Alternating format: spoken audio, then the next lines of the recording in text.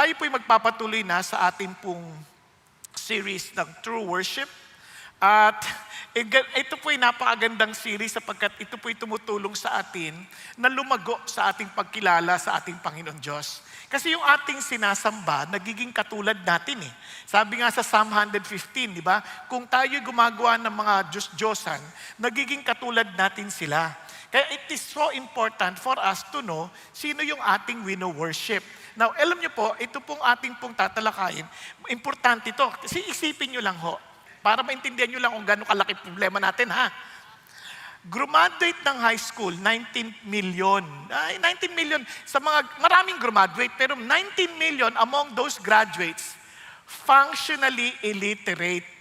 Kung ang ating ekonomiya ay nakabatay sa labor exports natin, imagine niyo paano tayo makakapag-export ng labor kung sila'y functionally illiterate. Alam niyo ba ibig sabihin ng functionally illiterate? Yung hindi mo maiintindihan yung binabasa mo, na hindi mo alam paano i-apply yung mathematical formulas or procedures na sa totoong buhay. Hindi mo maintindihan. So, paano mo gagawin yun, di ba? Kaya po, napakalaki ng hamon po sa atin. At bukod pa sa mga problema sa kalusugan, ang daming problema. Pero, nakaka-stress, di ba? Ganyan-ganyan itsura ng mga nanay natin ngayon. Kaya ang tanong lang sa atin, paano ka pa makakapag-rejoice? Di ba sa pag nag-worship tayo, ang saya-saya eh. Paano ka makakapag-rejoice? Alam nyo, yun ang gusto kong ipasa sa inyo ngayong hapon. Mayroon tayong dahilan to rejoice. Mayroon tayong dahilan to keep on going. Hindi tayo dapat malugmok sa mga problema na yan. So paano? Kaya yun ang ating tatalakayin ngayong hapon. You practice the presence of God, we can rejoice, and we can request. Kasi ang totoong pagsamba is not only just to sing songs to the Lord, it's not just thinking about, Lord, para purihin ka. Hindi, ito ay ating magiging kasanayan to be in the presence of God. And tingnan naman ninyo yung sabi ni David. Sabi niya, we can rejoice. Kasi sa presence ng Diyos, paano? How can we rejoice? Sabi ni David, ang ganda, you will make known to me the path of life. Tuturuan mo ko, paano ko mabubuhay. Kaya, in your presence is fullness of joy. In your right hand, there are pleasures forever. Di ba? Kaya, siya mismo yung gagabay sa atin. Ngayon, ito ang problema. Diba? In your presence, there is fullness of joy. Now, isipin nyo, hindi ko mo kasama mo, masaya ka na. Depende rin sa iyong relationship doon sa kasama mo. Kapag yung kasama mo, hindi mo enjoy kasama, kahit pag nandiyan yan, maiinis ka pa eh. Naranasan nyo na yan? Di ba? Yung iba sa atin, parang hindi mo ma-enjoy dahil nandito kasi ito eh. Di ba? Subukan nyo may bisita kayo sa bahay nyo na ang lakas kumain. Subukan nyo na makalat. Parang, ba't nandito to? Di ba? Subukan niyong sumama sa taong ang ingay-ingay na paragang siya laging may tama. No? Gulang sabi mo, may tama ka. Parang gano'n, di ba? Parang ayaw mo ng ganong kasama. Nasusundan? Kaya nga, it is now dependent on our relationship with the person we are with. Pag sinabi mong Lord, there is fullness of joy in you, kasi una-una, imagine you are well-versed, you do understand the right path to life, and ituturo mo sa akin yan. Ang sarap patang may ganong kasama, no? Maliban na lang, mayabang tayo at ayaw tayo magpaturo. Okay tayo? Kaya ito po ang importante na we need to practice the presence of God where we can rejoice. Remember, ang worship natin, if we know God, if we truly have an experience of God, ano yung worship? Is our proper response. Yung tamang tugon natin. Kaya kung mali ang ating pagkaintindi sa Diyos, sigurado ko hindi magiging maayos ang ating lagay sa buhay. Kaya nga maraming tao ayaw sumamba sa Diyos kasi they have the wrong concept of God. So how can they respond properly? Mali ang hindi proper yung kanilang understanding sa Diyos. Kaya importante yun. Kaya pag sinabi mong proper response to who God is, kilala mo ba talaga yung totoong Diyos na pinahayag ng Panginoon sa kanyang salita? Hindi yung ina-assume mo lang, ganito si God. Ito sabi ng nanay ko, ito sinabi ng nanay ko. Minsan, kaya nga tayo asar sa Diyos. Minsan, kung ang Diyos ay totoo, bakit yung nanay ko lagi nakasimangot? Kung ang Diyos makapangyarihan, bakit yung nanay ko laging galit? Diba? Kung talagang Diyos totoo, bakit tatay, laging lasing. Yung mga ganun ba? So minsan hindi mo ma-appreciate yung God kasi parang ibang-iba yung pamumuhay ng mga nagsasabing kilala si God.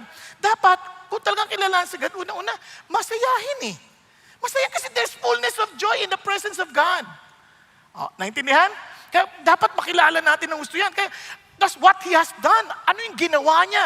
Kaya alam ko, Lord, experience ko to. It's not out of theory. Hindi lang parang naisip ko lang, kundi naranasan ko yung katibayan ng Diyos. At sabi niya, and I trust in what He will continue to do. Kaya naman naniniwala ako sa mga pangako niya. At may pinangahawakan ako. Yung pangako niya, pinangahawakan ko.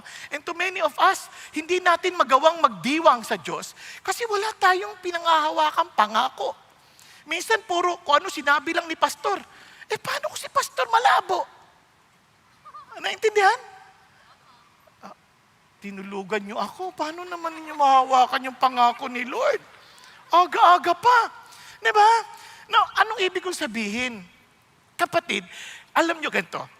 If you truly understand the authority of the God we serve, palagay niyo, pagkaharap niyo siya, tutulugan ninyo. Pag-isipan niyo mabuti. Pag meron kayong gustong malaman, kasi pinapanood akong isang pelikula noon pa, matagal na. Kasi bihirang-bihira ako makapanood dahil ang hirap, nakapanood lang ako pa, nag-exercise lang ako eh. Putul-putul pa. Minsan may napanood ako, yung taga-Mongolia, di ba yung time ng Mongolian, yung parang they were trying to conquer the whole world. Nung panahon na yun, yung pinaka-general ng Mongolia, nakatanggap ng instruction mula sa hari. Pagtanggap niya, hindi niya mabuksan, lumuhod muna. Natatakot ako lumuhod, baka di ako makatayo eh. Pero susubukan ko na lang. Nakaganyan siya, sabi niya, there is instruction from the king. Ganyan. Mayroong instruction mga sa hari. Tapos binuksan niya ang dandan, binasa niya ang dandan. Tapos buyo ko pa, sabi niya, talagang pinupuri na yung kalang hari. Kaya sabi ko, grabe naman to. Parang, tayo, pag may instruction mula sa Diyos, ano ating attitude? Ay, sabi niya. Ano kaya sinasabi niya? Kantak dito, alas 3, ang lamig-lamig dito, sarap pala rito, ha? Diba? Parang alam nyo, yun ang challenge sa atin. Minsan we don't really understand. We don't really know who God is. Kaya mali yung response natin, mali yung ating, hindi natin ma-appreciate, as hindi natin mapanghawakan yung pangako. Kasi ang layo natin sa Kanya. Kaya napakahalaga. Wag hulang natin basta, gawin yung ginagawa nating normal na tulad na every Sunday we come together. No, every Sunday, not only every day, ang isip natin, am I truly serving the true God? Am I responding to Him? Kasi pag tama yun, hindi mo pagsisisihan. Walagi ka may kapanatagan sa puso. Kaya nga sabi nga nila, kanina may kausap ako, Pastor, parang hindi ka tumatanda. Matanda na ho ako, pero kung nakilala niyo ako noon, nung 27 years old ako, sabi ba naman nung kalaro ko sa basketball, naglaro ako ng basketball noon, maniwala kayo sa hindi. Tumigil na lang ako dahil sumabit yung pa ako sa ring. Dito na. Sabi nung kalaro ko nung naagawan ng bola eh. Sabi niya, you're still strong ha? Kasi ang tingin niya sa akin, 57 years old na. Sabi ko, ganun ako katanda. Kasi nung bata-bata ako, sobra akong problemado sa buhay. Kaya wino-worry ko lahat ng bagay. Pero sa awa ng Diyos, nagtagpo na rin ang edad ko. At saka yung itsura. Dahil natuto na ako magtiwala sa Diyos. Okay ba yun? Kaya kung pinapasa sa inyo, parang sa ganun, tayong lahat ay masaya tayong naglilingkod sa Diyos at yung buhay natin hindi para tayong problemado. Kada araw na lang problemado tayo. Kumakanta tayo sa Diyos, problemado pa rin tayo, di ba? Kaya let us practice the presence of God. And we can rejoice and we can request. Bakit tayo makakapag-rejoice? Kasi naman, unang-una, kilala niya tayo. Pangalawa, kasama natin siya at siyang gumawa sa atin. Masarap ba yun na kilala niya tayo? Alam niya ang tungkol sa ating lahat? Masarap ba yung malaman mo na, kunyari, kung yung katabi mo, alam lahat ang tungkol sa'yo, palagay mo, matataypan mo? Pag-isipan niyo mabuti, tingnan niyo yung katabi niyo. Tingnan niyo. Halimbawa, alam niyo lahat ang sikreto niyan. Alam niyo lahat na yung mga tinatago niya. Alam mo na, wala siyang kilay pag hindi niya nilagyan. Alam mo na, yung pilik mata niya, dinikit lang. Hindi siya totoo lang. Lahat tayo may ganong pagtatago. Hindi natin alam. And praise God, alam niyo yung kwento ng Salmo na ating pag-aaralan? Kasi para maintindihan yung Salmo, lagi sila nagkikwento ng kanilang pinagdaanan at paano sila pumunta sa Panginoon ulit. Kaya pansin nyo sa Psalm 73 nung last week, diniinan ni Paul, di ba? Nakita nyo yung takbo na mula sa kaguluhan ng isip, pagdududa, pagkainggit, hanggang sa pagpupuri sa Panginoon Diyos. Minsan ganun sila, nagsasabi sila ng kanilang mga journey. Bakit sila nagpupuri sa Panginoon? Pinapakita nila yung kanilang dilim na pinagdadaanan, yung kanilang frustration, then pinapakita nila yung kanilang acceptance at pakapakita nila yung kanilang papuri sa Panginoon Diyos. Kaya napaka-exciting basahin ng mga salmo na ito kasi it speaks about our lives. Now, huwag kayong magtaka kung bakit ang ibang mga nagtuturo, pag binabasa nila, may iba silang mga perspective na nakikita. It's okay. Kasi we don't know everything. Dahil ang Diyos ay napakadaming dimension. Ibig sabihin, kumbaga sa bahay, ang makikita mo lang, maaring 2D lang. O harap lang at saka gilid. O kaya naman 3D lang. May konting, pero hindi mo alam ang likod. Hindi mo alam ang iba pang mga part ng ibang side ng bahay. Same thing with God. Every time we read this particular scripture, huwag sabihin, ay, ba't iba doon? Ba't iba? Hindi, tingnan mo na mabuti, ano yung kabuuan. Nakuha? Nang sa gayon, ma-appreciate mo, wow, ang galing ng Diyos. He shows to different people, different sides ng kanyang gustong ipaabot sa ating lahat. Are you following? Now, tingnan niyo po, tingnan natin itong psalm na to. For example, sabi niya, Oh Lord, you have searched me and known me. Lord, alam niyo ba sa Tagalog yan? Lord, sinisiyasat mo ako. Lord, iniimbestigahan mo ako. At kilala mo ako. Alam mo pag ako'y nakaupo. Alam mo pag ako'y nakatayo. Naiintindihan mo, kahit malayo yung iniisip ko, malayo pa. Malayo pa.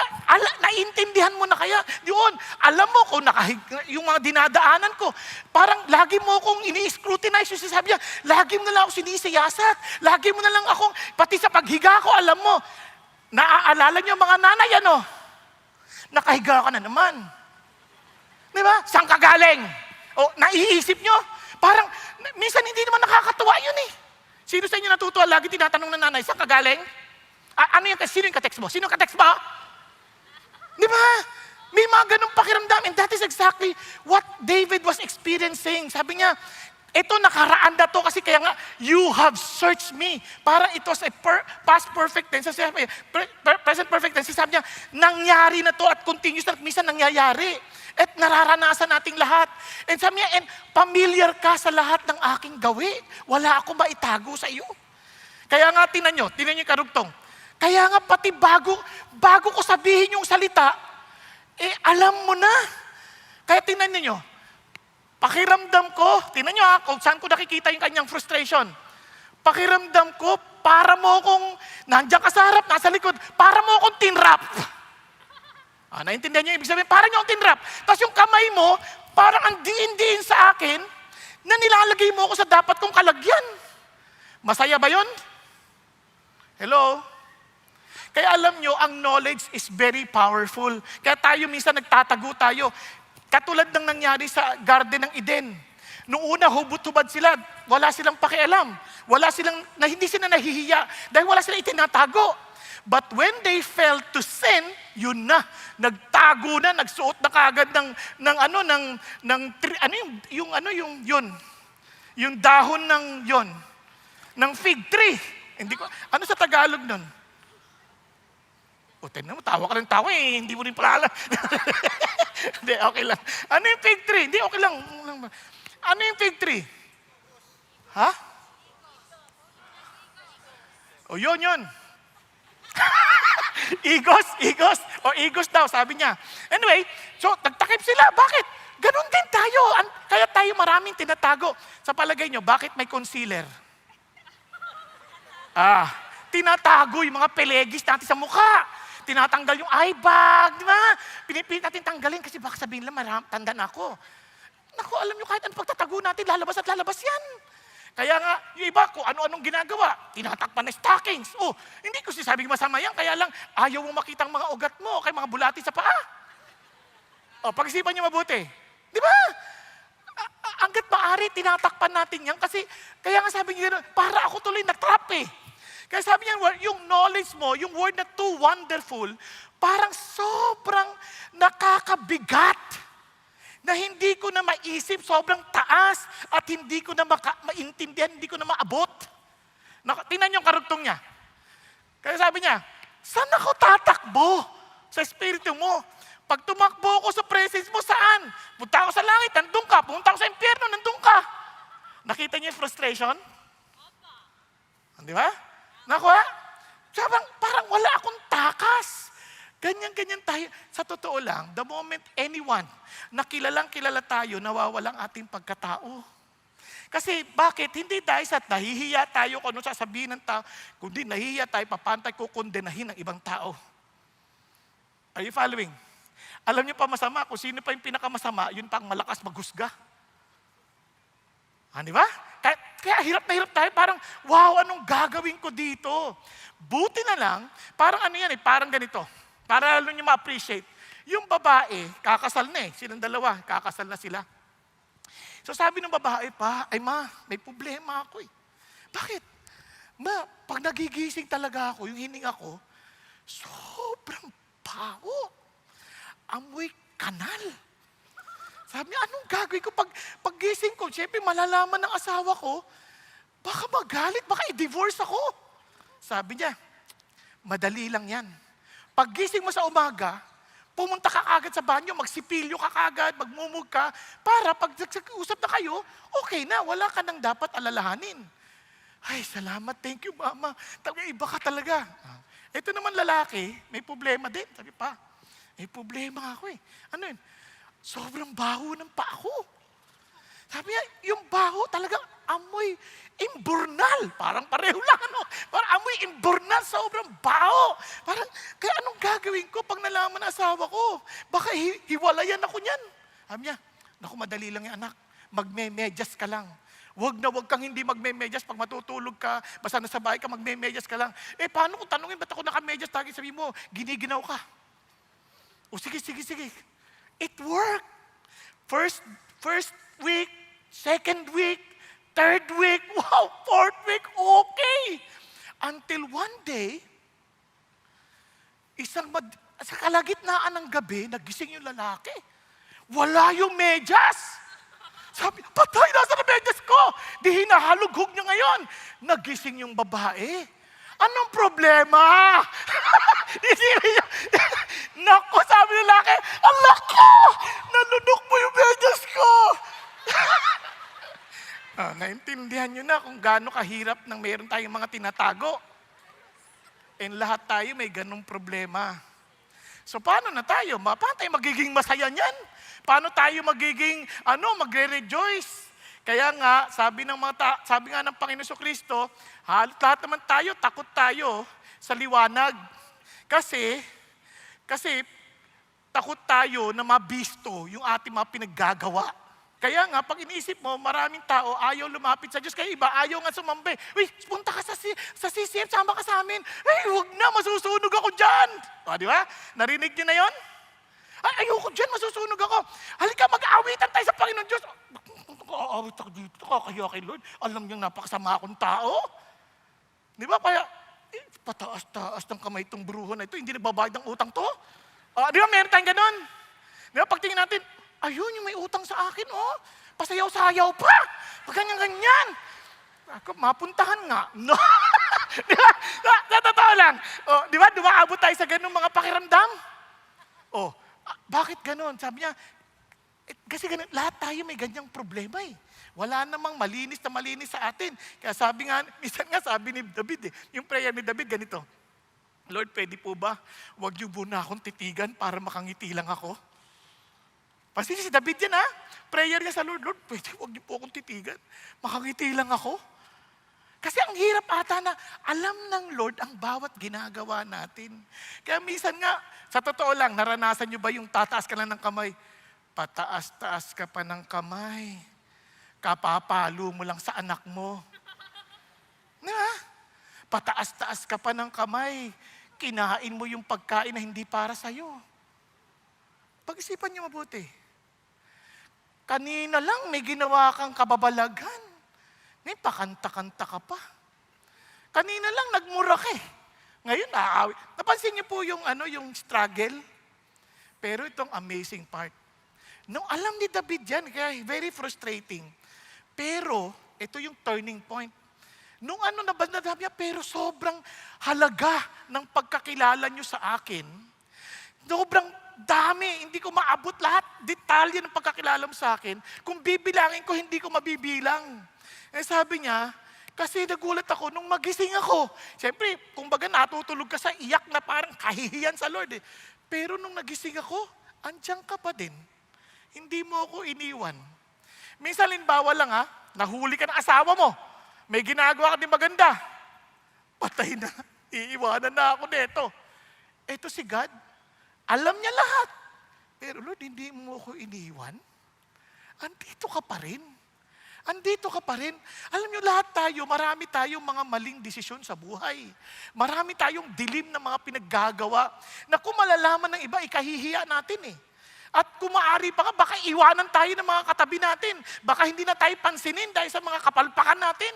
Sa mga desisyon natin, sa mga mali nating mga pinagpipili. Baka sabihin nila, naku, wala na, iiwanan na nila ako.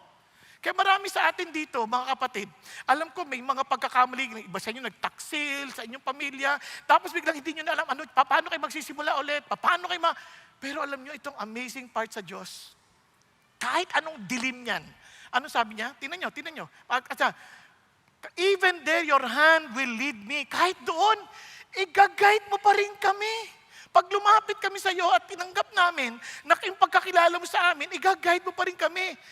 Tunay nga yung kadiliman, kahit sobrang dilim na na-overwhelming na, at yung liwanag sa iyo, ay talagang kahit ano pang gabi yan yung liwanag. Kaya sabi niya, even the darkness is not dark to you. Kaya kahit yung dilim, hindi madilim sa inyo. Kaya sabi, and the night is as bright as the day.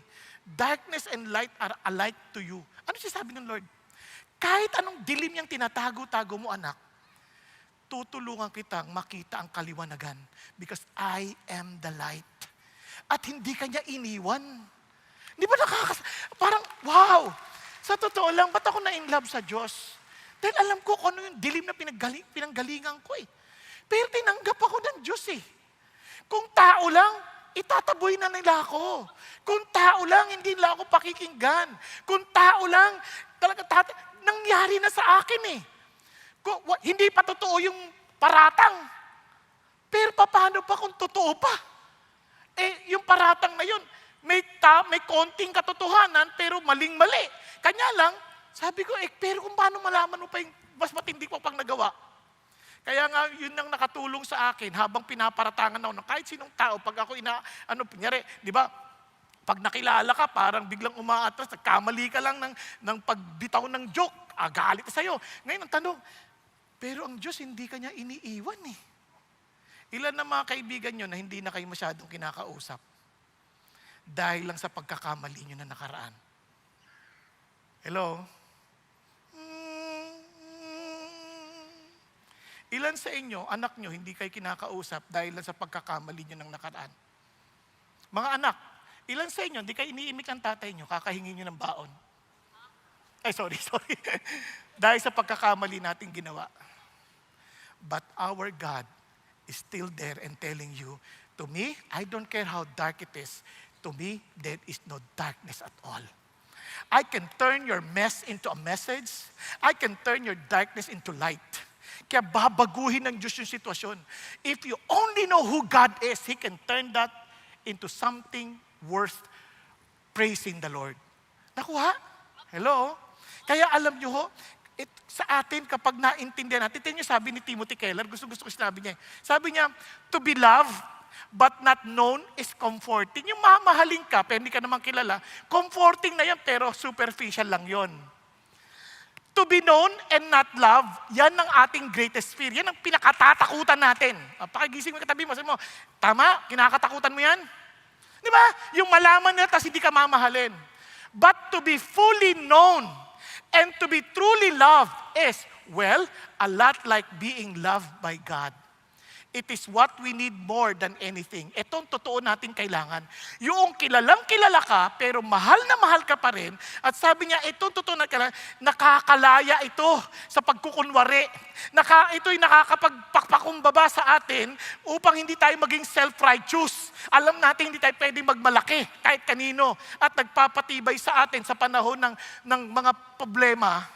Dahil alam natin hindi tayo itatapon o isasantabi na nagmamahal sa atin na Panginoong Diyos. Amen po? Amen. Nakuha? Kaya, grabe, wow! With that in our hearts and mind, di ba't marapat lang na tayo sumamba sa Kanya? Kaya minsan, pag sumasamba tayo, pansinin nyo, kahit alam naman natin, alam ni Lord yung ating pinaggagawa, hindi tayo makapagtaas ng kamay. Hindi natin makanta, Lord, hindi ako marunong kumanta, baka pag narinig ng katabi ko, maasar sa akin eh. Hindi naman siya kinakantahan mo eh. Si Lord eh. Kaya kung kakantahan mo, Lord, ako tanggap mo ako, kakantahan kita kahit wala ako sa tono. Kasi tanggap mo ako eh. Kakantahan kita, Lord, kahit hindi ako marunong sumayaw, sasayawan kita. Kasi kayo yung kinasayawan ko eh. Kaya nga, malayang-malaya kang sumamba sa Panginoon Diyos. Hindi ka nag-iisip na, kukondenahin ako ng tao. So what? Kaya nga, parang sa sobrang enjoy mo yung pagmamahal na yon, kahit as long as I am breathing, hanggat humihinga ako, hanggat meron akong dahilan para purihin ng Diyos, hindi ako mananahimik, buhay ang aking Panginoon, at paano ko ito makikimkim sa aking kalooban. Alam mo, itong amazing part sa atin pa, Panginoon, hindi lang ho niya tayo kilala. Hindi niya lang tayo sinabi, I love you. I love you, pero pwede ba, huwag ka sumama sa akin?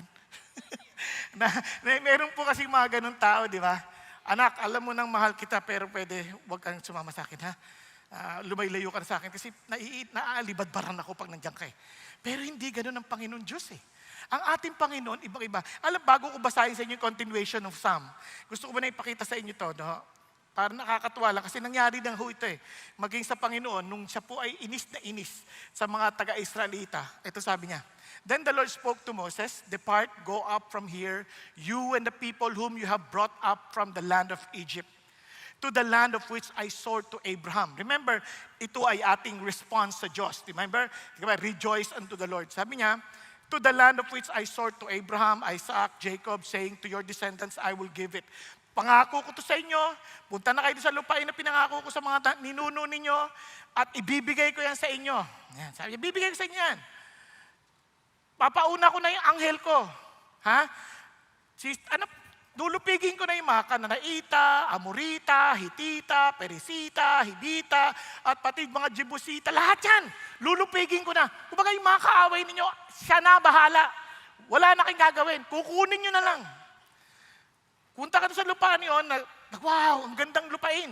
Flowing with milk and honey, pero I will not go up in your midst. Ha? Bakit? Because you are an obstinate people and I might destroy you on the way. Type niyo yan? Type niyo ganyan? Na parang, sige, bibigay ko na sa lahat ng pinihingihin mo, lahat ng gusto mo, bibigay ko na. Pero ito lang hindi kita sasamahan. Tigas ang ulo mo eh. Type niyo ganon? Type niyo? Tutuloy pa ba kayo? Gisingin mo katabi mo. Ikaw, tutuloy ka pa? Sobrang pagod yung kasabi mo, sa kapupuri sa Panginoon, nakatulog Di, okay lang yan kasi ibig sabihin, you are at peace even in the midst of storms. Diba? No. Ang pag-isipan niyo buti, parang, sisirain ko lang kayo eh. Alam niyo, amazingly, sabi ni Moses, iba si Moses eh. Alam niya what makes them different. Alam niya kung ano yung nagbibigay sa kanila ng katangiang kakaiba doon sa lahat ng tao sa mundo. Sabi niya, Lord, kung hindi kayo sasama sa amin, huwag nyo na lang kami dalin doon. Anong saysay ng napakagandang lupain? Lahat ng pagpapala, meron kami. Pero wala naman kayo. What's the point? Napansin niyo yung halimbawa, nabigyan kayo ng bahay, naghanda na kayo para mapapangasawa ninyo. Pagkatapos ng gawa na, ayaw na sumama sa iyo yung babae. Hindi na kayo matutuloy sa kasal. Ang ganda ng bahay. Tititigan mo lang, lagi yung maalala, ako na lang din mag-isa. Ano pang saysay ng lahat ng ito? O, di ba? Nagpagawa ka ng bahay, ang ganda-ganda, pasa yung mga anak, tapos nagsialis na yung mga anak mo dahil asawa na sila, tumira sa kanilang mga bahay, may kanilang silang mga buhay, lumayo na sila sa inyo, nagpunta sila sa ibang bansa, at ando ka nag-iisa, nakaupo sa tumba-tumba. Sayang ang bahay na ito. May 18 kwarto. Pero lahat ng 18 kong anak, wala rito. Di ba? Nakuha ninyo? That is exactly what God is saying. What's the point? Na yung pinaka-importante sa'yo, wala sa buhay mo. And you have everything. You have house, you have cars, you have all the blessings that you can think of, and yet you don't have God. Kasi sabi ni Moses, Lord, wag na lang po, please. Kung hindi kayo sasama sa amin, hindi na lang kami tutuloy. Wag na lang. And buti na lang si Panginoon, sabi niya, no, my presence shall go with you and I will give you rest. Wow! Yun ang totoo. Kasi pagkasama natin si God, may kapahingahan. Kahit anong daming mga hinaharap sa buhay, knowing that God is with us, nakakapagpahinga tayo. Kaya nga, balik tayo ulit doon sa sinabi ni David. Sabi ni David, Lord, saan ako pupunta? Saan ako pupunta? Pag nandyan ka, nasa langit ako, nandun kayo. Pag nasa sa impyerno, nandun kayo. At kung sakali man, yung pakpak ko, sabi niya, tumunta pa sa pinakakasuluksukan yung mga hindi napupuntahan mga lugar. Yung remotest part ng karagatan. Yan. Yung talagang, hindi mo na sabi niya, even there, your hand will lead me. Kahit doon, Lord, andiyan pa rin kayo, ginaguide niyo ako. And sabi niya, yung right hand niyo, hindi niyo ako binibitawan. Kaya surely the darkness will overwhelm me. Totoo naman po yun, sa daming problema, they can overwhelm me. Pero yung ilaw around me will be night. Darating yun.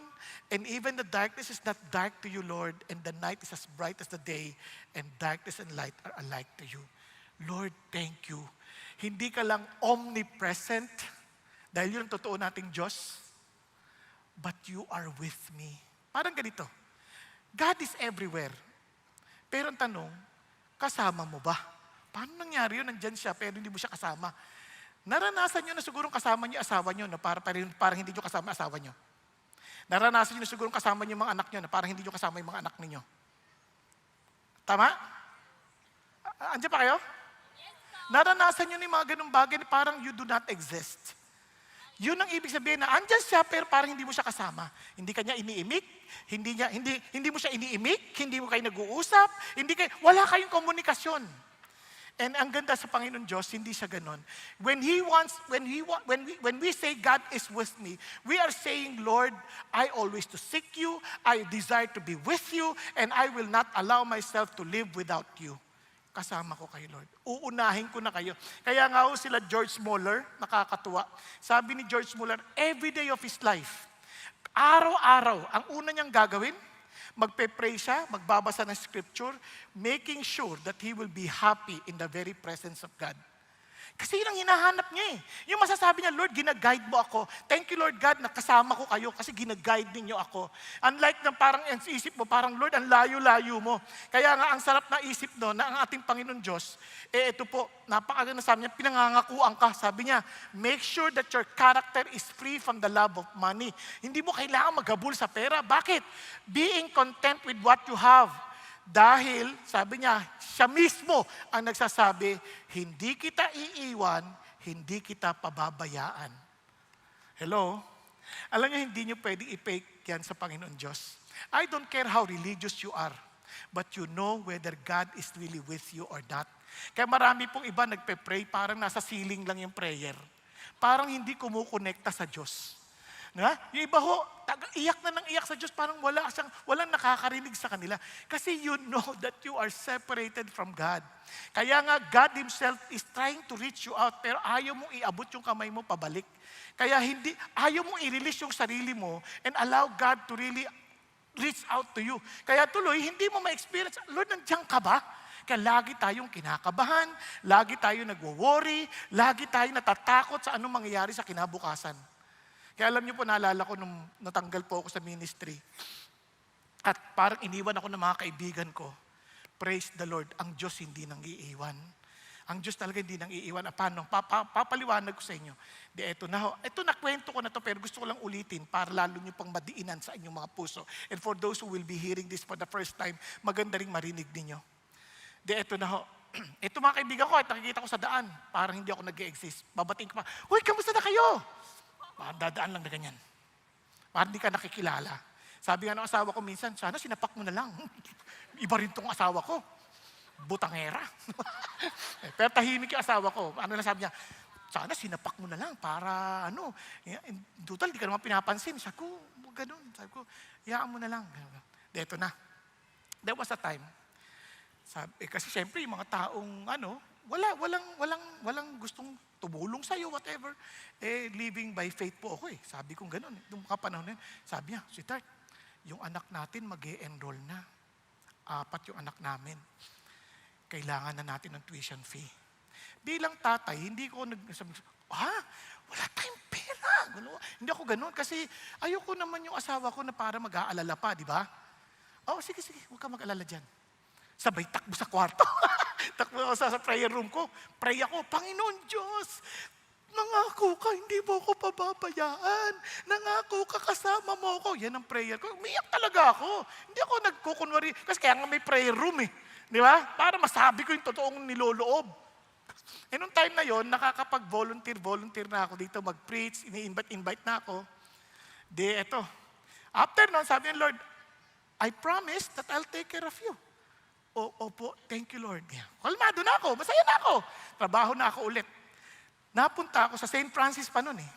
Nandun ako, kasi habang yung discipler ko nandun din ako. Tapos nakita ako ni Pastor Peter, sabi niya, "Uy, Pong, itong table na to, total wala namang gumagamit. If you want to use, you can use it while you're here." Wow, ang bait naman. Parang, sino naman ako para pagamitin ng table, di ba? May table doon. Hindi man ako empleyado, di ako pastor dito. Guest lang ako. Pero bakit na ako? Membro na ako. Yan. Tapos mamaya tinawag ako. "Bong, come. Tinawag ako sa kwarto niya. Inabutan ako ng envelope. Sabi, "Ano po ito?" "You need that." "Open it." Sabi ko, kinakabahan ako na kaya ito. Pagbukas ko, tululuha ako talaga. Iyak ako ng iyak.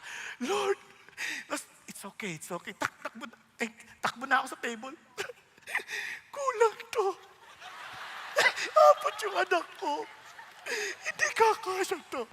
Hindi naman niya alam na ganun yung nangyayari sa akin. Di ba? Ang alam niya lang na parang umiyak na ako. Parang either natutuwa ka ba o sobrang tuwa ka. Hindi, sobrang, "Lord, kulang talaga to.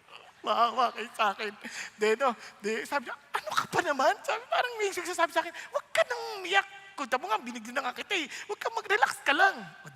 Tapos pumunta na ako doon sa next invitation ko magsalita. Habang naglalakad akong ganyan, bigla may humabol, Pastor Bong. Sabi niya, "Uy, brother." Tawag pa sa akin ng Brother Bong. Brother Bong. Sabi niya, "Uy, kamusta ka na? Tagal na kitang hinahanap. Ano ka ba? Bakit? May phone number naman ako sa iyo. Ba't di mo tinawagan? Tinatawagan kita, hindi ka sumasagot. Pareho ba rin number mo?" "Pareho naman." Sabi niya, ito, pinapaabot sa'yo ng Diyos. 2 months ago na yan."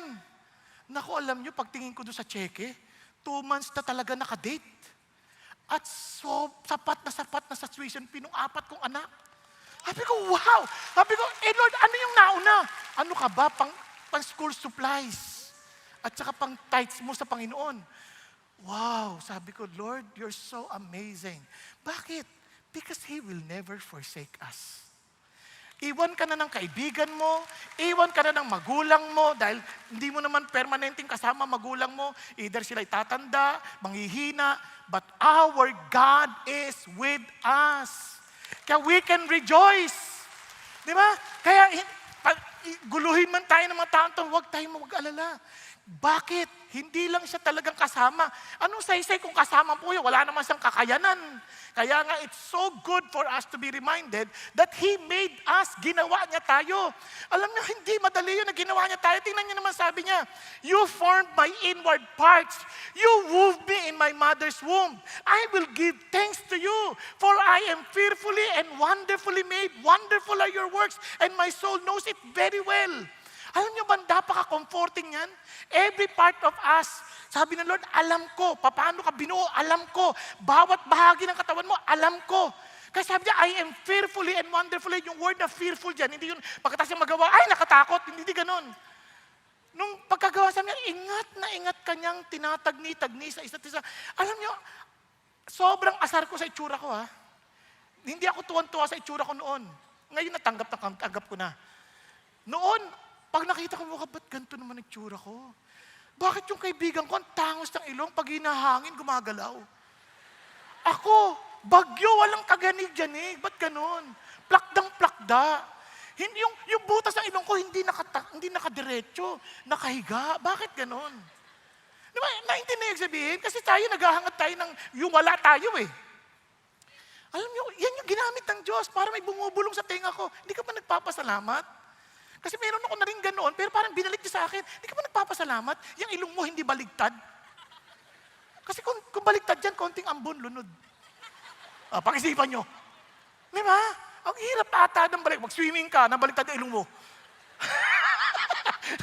Lunod ka talaga.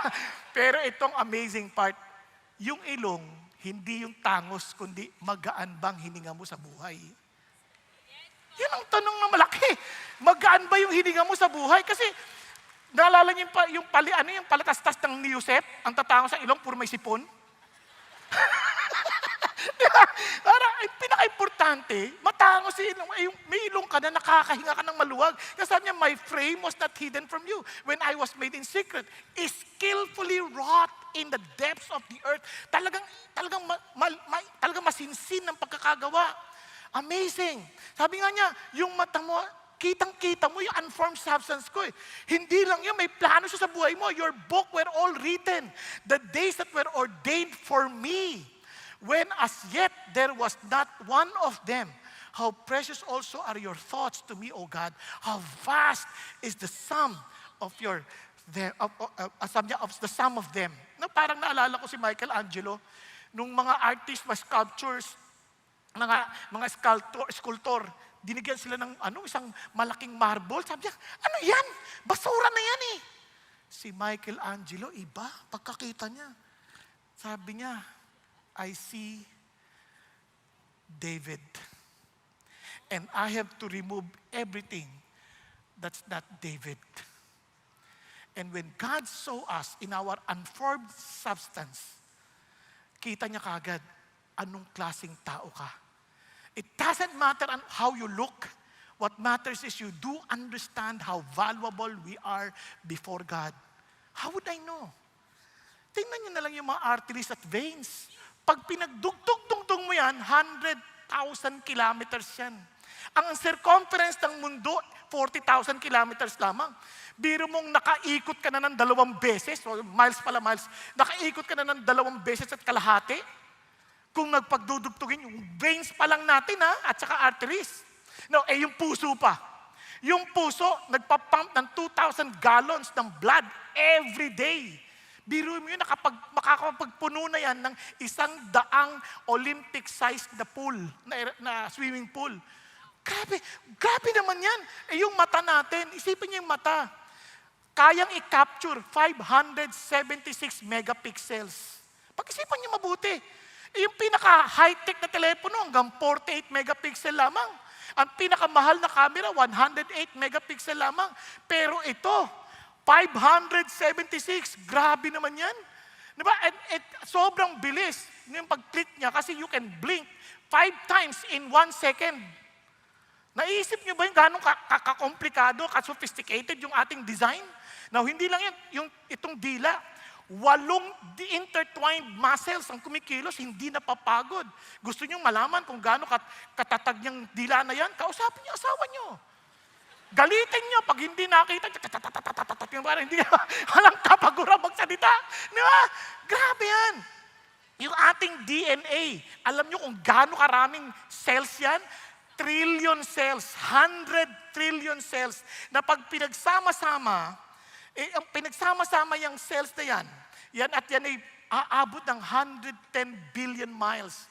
Makakaikot yan ng 260 times sa solar system.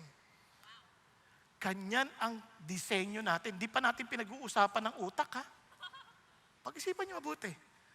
Kahit sinong mahusay na robotic scientist, hindi basta-basta makakagawa ng kaparehong meron tayo.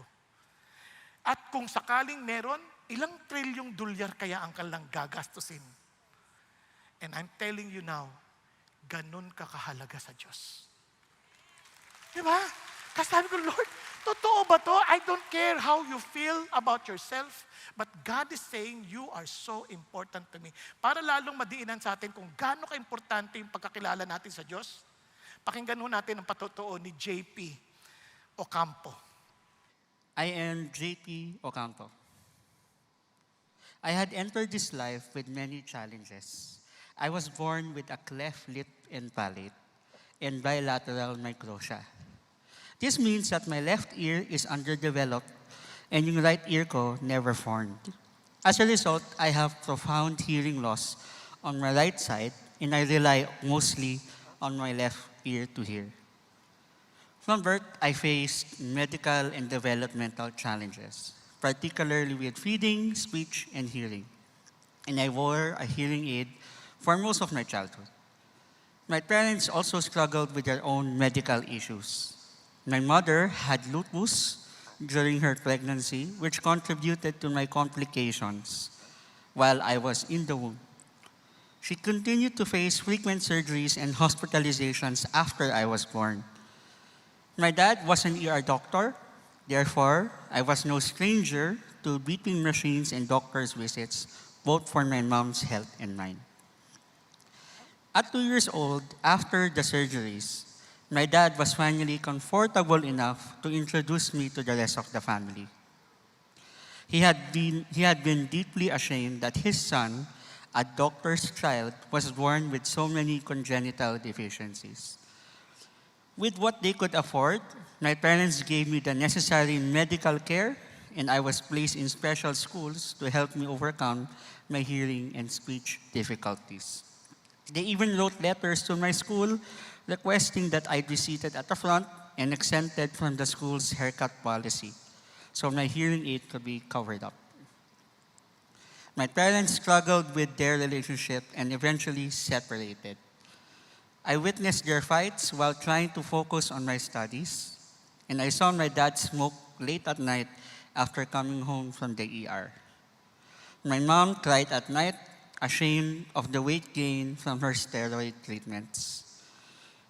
Her life was going to be short, but that was just the beginning. As I entered my teen years, my life took a tragic turn. My dad was diagnosed with stage 4 tongue cancer.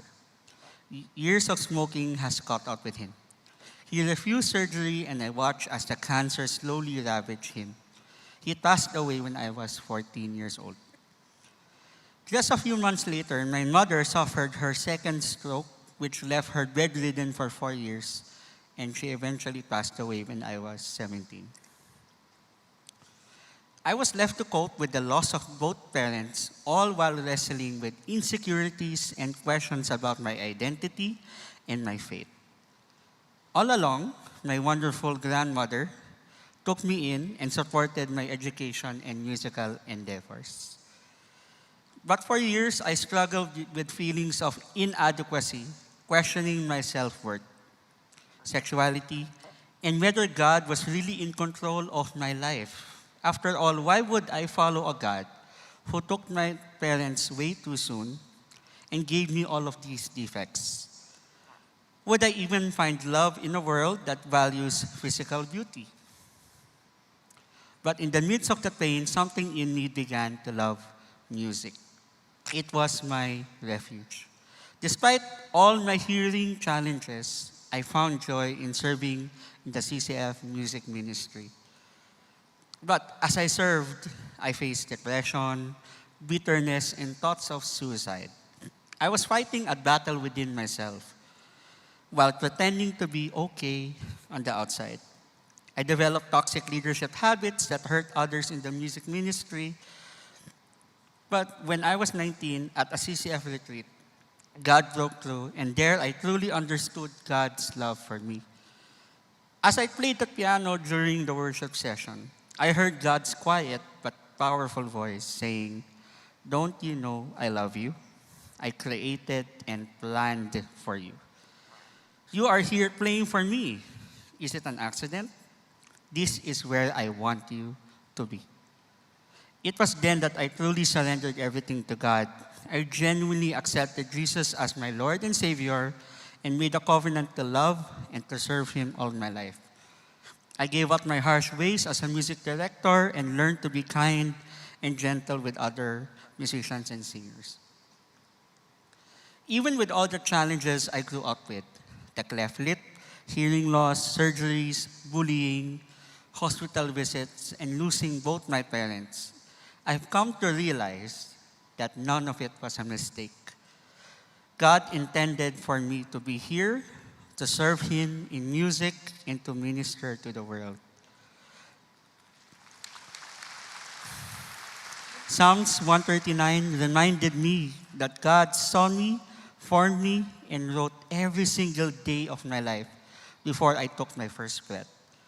For so long, I thought I was defective, a disposable burden. But now I know the truth that I am fearfully and wonderfully made. The enemy tried to steal my joy, distort my identity, and silence my faith. But Christ secured everything, not just survival, but life to the full. I was placed exactly where God wanted me to be. From a life of doubt came a life of blessing and security in the Lord. Since then, God has called me to be part of His flock and to serve at the CCF Exalt Ministry as the music production coordinator. I lead worship with the music team every Sunday behind those curtains over there. By God's grace, I was also given the opportunity to join the Patwili music team for their album launch in 2023 and to participate in the worship conference in 2024. What once seemed impossible because of my conditions became a testimony of God's faithfulness and power. From a person with disabilities to a person with these abilities, I can declare and testify that my life is living proof that the Lord loves me, has a plan for me, and will continue to use me the way He intended. Once again, I'm JP Ocampo. To God be the glory. Hallelujah. And we will go to our last point. And alam niyo po, ito maganda. We can rejoice in the presence of God because He knows us at hindi niya tayo tinatanggihan. He is with us. Hindi niya tayo iiwanan. At hindi mo mahalaga, He made us. Meaning, He's reminding us of His power. He is able to do beyond what we ask or even imagine. Amen? Kaya naman, we are so confident to request. Pwede tayo mag-request. Pwede tayo magsabi. Ang sama naman nung andyan siya, kasama mo, tapos di mo masabihan, saan tayo pupunta? Saan niyo po ako dadalhin? You can request God. Di ba? Anong i-request natin? We can request to protect us. Madalas yun ang ating kinakatakutan. You can request, Lord, i-guide mo ako, i-lead mo ako. Nang sa ganun, hindi ako maligaw, hindi ako gumawa ng mga bagay-bagay na ikasisira ng buhay ko. We can ask God. So what does it mean? Lord, protect me. Look at the prayers of David. Sabi niya, if I should count them the way, they would outnumber the sun. When I awake, I'm still with you. Oh, that you would slay the wicked, oh God. Kaya Lord, kung pwede lang ito masasama, pwede nyo man lupigin nyo na lang po. Depart from me, therefore, men of bloodshed. Alam nyo, ang bait ng Diyos, we can express to God kung ano talaga niloloob natin. Hindi naman sinasabi ng Lord, tama yan, anak, parang Lord, patayin nyo na nga ito, mga ito. Minsan, gusto natin sabihin yan, pero nahihiya tayo na sabihin. Si Lord ang sasagot. Okay? Kumbaga, kung yun talaga nilalaman ng puso mo, di ibuhos mo nang sa ganun, gumaan-gaan yung pakiramdam mo. Okay ba yan? Lord, nahihirapan na talaga ako sa tao na to eh. Tulungan mo naman ako, nainis na ako. Pag nakikita ko, dugo ko eh. Tulungan ka naman ng Diyos, malay mo, kunin ka kagad ni God. What I'm trying to say is this, it's okay. You pour out your heart to God. And amazingly, yun ang sinasabi niya, for they speak against you wickedly and your enemies take your name in vain. Lord, grabe. Kasi talagang ang Diyos, He can vindicate us. And ito sabi niya, do I not hate those who hate you, O Lord? Do I not love those who rise up against you? I hate them with the utmost hatred. They have become my enemies. Ano sinasabi niya? Lord, I have nothing to do with people who are really against you. Alam niyo, isang nakakalungkot sa mga Christians, they claim they worship God, tapos minumura rin yung Diyos, pinapalakpakan pa nila. sinusuportahan pa nila. Ano ba yun? Di ba? Wag tayong ganun. Bagamat sabi natin, Lord, alam ko naman nakakasama yan, tulungan niyo naman kami that we can be sensitive enough to hate what you hate. Hindi tayo nag-express na, galit kami sa'yo! Walang ganon. We will not do anything to do with this. Hindi kami susuporta, pero siyempre yung tao mahal natin, pero yung kanilang ginagawa, hindi natin susuportahan. Andyan tayo? Yun ang sinasabi niya, kaya Lord naman, protect us. Nang sa ganun, kasi ang dami nating kalaban, ang dami nating ma-distraction. Habang nag-worship tayo, may nadidistract tayo, di ba? Iba sa atin, mayroong nagte-text. Never once did kaya nakaganyan, nadidistract tayo. Nakikinig tayo sa message, may post, kaganyan. Di ba parang ang dali natin ma-distract? Kaya kasi nga, we wrestle not against flesh and blood, but against rulers, against powers, against the world's forces of this darkness, against the spiritual forces or wickedness in the heavenly. So we ask God for protection. And finally, we ask God for His leading, for His guidance. Tingnan nyo, nung una, Lord, lagi mo na lang ako iniimbestigahan, lagi mo na lang ako sinisiyasat. Now that I surrender everything to you, now that I trust in your omniscience, omnipresence, and your omnipotence. Ibig sabihin ng omniscience, yung alam nyo lahat ng bagay. I trust you in that. Alam nyo, nasaan kayo sa lahat ng bagay, I trust you in that. Makapangyarihan ka, you can do anything. I trust you in that. Kaya sabi niya, Lord, dahil yan po, ito na yung prayer niya, tingnan nyo.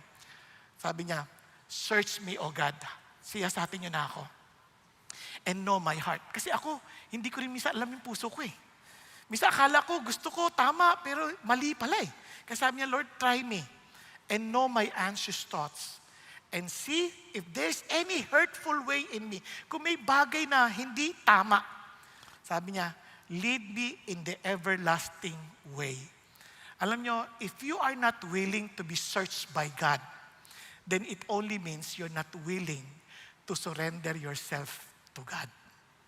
If you are not willing to allow God to guide us, it also shows that He is not really our Lord and our Savior. Hindi talaga siyang ating sinasamba. Kaya huwag nyo nang biruin ang ating mga sarili. We know ourselves. Ito malungkot. And alam mo rin how dark and how confusing it is for you to live in this life dahil walang liwanag. Only God is light. Nagsusunod tayo? Nasusunod natin? Kaya I'm encouraging you, kung gusto natin ng kaayusan sa buhay, Lord, search me and know me. I'm open. Kaya kung nandun kayo sa D-group, somebody will rebuke you, Lord, I'm open. Hindi ako ganyan. I'm open. Baka tama yung sinasabi niya. Baka may tinutuwid ang Diyos sa akin. O bakit niya nasabi sa akin yun? Minsan yung mga anak natin, sasabihan tayo, grabe ka, anak lang kita. Hindi, Lord, search me, O God. Pag sinabi anak na, baka may tama siya sinasabi, Lord. Baka kailangan ko maging aware. Di ba? Pag nakikinig tayo, Lord, parang tama rin siya. I just want to surrender myself to you. So let me end with a story. Okay lang? Okay lang. Ito na. Wala naman kayong choice eh. Ito po ay kwento ho ni Ling. Itong si Ling, kukunin ho ng hari, magpamimili siya sa mga youth ng apprentice. Ngayon, ang ginawa niya, nagbigay siya ng mga binhi. Actually, hindi necessarily binhi. Mali yung picture. Seed lang yun, seed. Binigyan sila ng seed. Patutubuin nila. So, itong si Ling, agad-agad, tinanim niya kagad. After 1 week, walang nangyayari. 2 weeks, walang nangyayari. 3 weeks, walang nangyayari. Ni-research niya, ano nangyayari? Bakit hindi nabubuhay? Samantalang yung mga kasama niya, mga kasabay niya, naglalakihan na yung mga tanim. At iba-ibang klase pa. Sabi niya, ano kaya nangyayari? Ba't akin walang nangyayari? Until the day of visitation came. Dumating na yung hari to investigate everything. Eto na. At nakita siya, nagtatago na siya sa likod kasi walang nangyari sa puno niya eh. Hindi talaga tumubo. Sabi, kinakabahan siya, nakakaba yun, di ba? Tapos lahat, ang lalaki ng mga puno nila, oh. Parang sabi niya, patay ako rito, lagot ako. Tapos dumating na yung hari.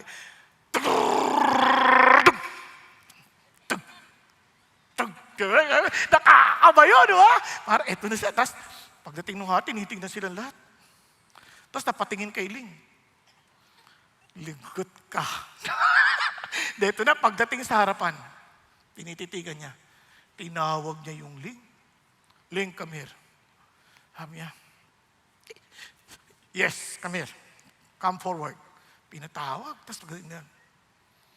What happened to your plant? Di, ang kaba.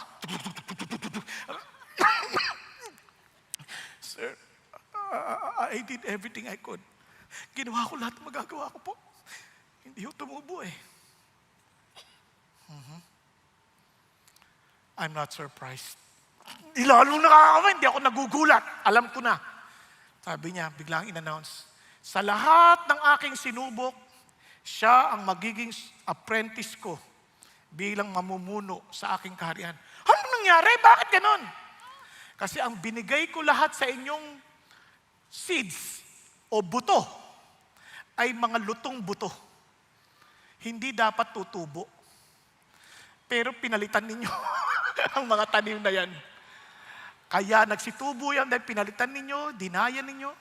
Itong tao na to handang humarap sa akin. Sa isip niya siya'y mapapatay. Pero siya ang naging makatotohanan. At ako bilang hari na nakakaalam ng lahat ng bagay, siya ang aking gagantimpalaan. Kaya mga kapatid, sa pagkakataong ito, ganun din ang hamon ng Diyos para sa atin. Gusto niyo mapahinga at mag-rejoice sa Panginoon? Hindi niyo na kailangan magkunwari. Just be yourself before God. Hindi niyo kailangan magkunwari, Lord, I would prove to you na para maligtas ako, ganito gagawin ko. No, no, no. You come to me, you follow me, let me guide you, and I will show you the way. Nakuha? Hindi ito tungkol sa atin, ito'y tungkol sa Kanya. Kaya ho, hindi natin kailangang magtakip. Kailangan nating magpakatotoo sa ating Panginoon Diyos. Tayo pong lahat ay magsitayo.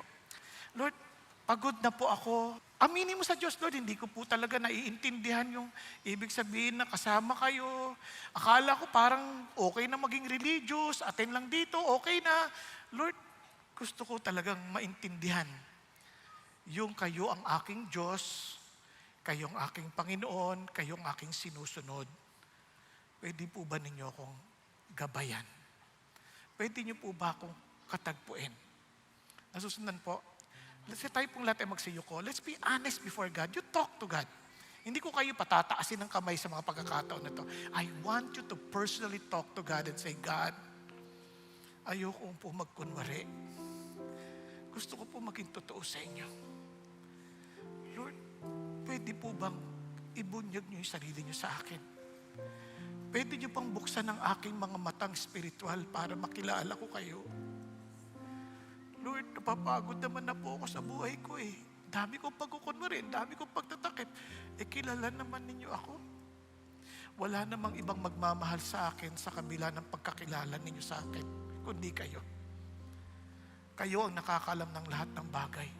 At wala namang pwedeng sumama sa akin, kundi kayo. Kayo lang ang pwedeng pumaroon kahit saan.